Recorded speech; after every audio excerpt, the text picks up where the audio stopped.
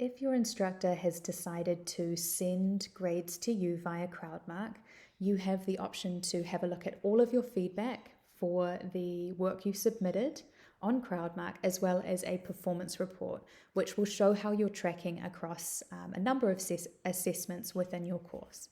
So to view this information as a student, when you log in, you'll need to find the course that you are looking for. You'll see here all of your assessments and whether or not they've been graded and the scores. So to view any evaluations on a specific assessment, you can either click into the assessment here and it's going to drop you on the feedback. If the instructor has included a summary message to the whole class, you'll see that at the top here.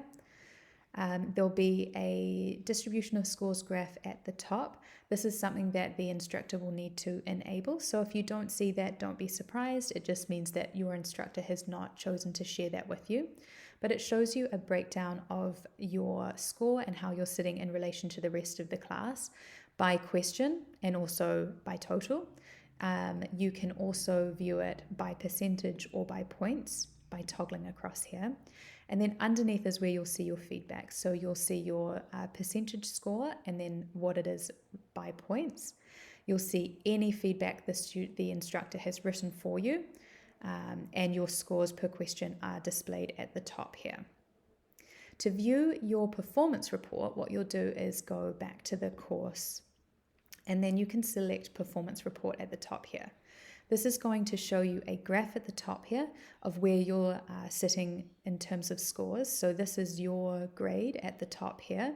And if the instructor has chosen to share the distribution of scores graph with you, then you'll also see the class average at the bottom here so that you can have a look at how you're doing in terms of week to week performance or assessment to assessment performance here.